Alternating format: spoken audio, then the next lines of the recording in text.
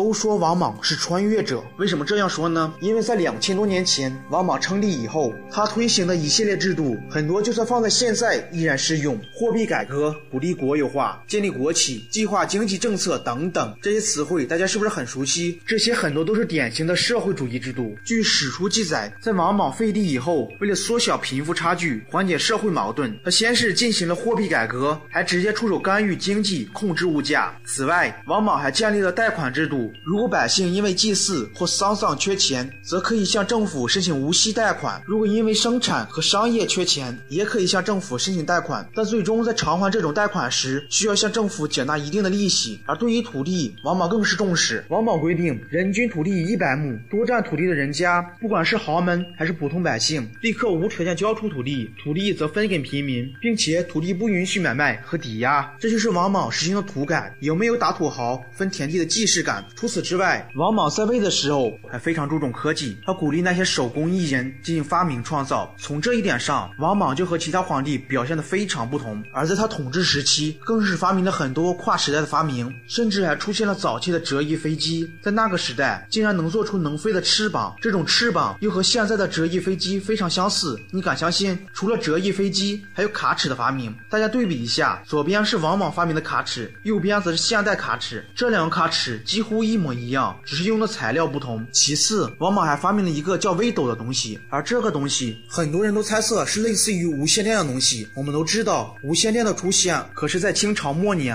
按照当时的科技水平是不可能制作出这种东西的。因为如果我们总结一下，就会发现历史上新思想、新科技的出现都是与当时社会发展力有关。当然，超前的思想也有，他从没有像王莽这样超前将近2000年的思想，甚至有些政策完全就是70年代中国经济的翻版。要知道，王莽出身豪门，从小接受最多的是儒家文化，但为何会出现如此先进的思想？这种思想绝对不可能出现在那个封建社会制度尚不完美的时代。甚至王莽还曾提出过人人平等、大同社会思想理念。可这种人人平等的光辉思想绝对不会出现在一个从小生活在豪门人的脑中。正因为这些超前的思想，所以让人们对他是穿越者的说法深信不疑。当然，有认同就有反对，而之所以否定王莽是穿越者，是因为我们把历史发展的顺序给搞反了。我们首先说一下王莽这个人。据史料记载，王莽从小就喜欢读周礼，认为周朝的经典是最优秀的，对于人和国家的发展有重要的作用。于是他成为了一个狂热的复古爱好者，一直想着能够恢复周朝统治时期的模样，希望国家能实现大统。在他上位后，他效仿周公，为人礼贤下士，对人非常友好，为百姓着想，推出一系列新政策，其中土地改革是重中之重。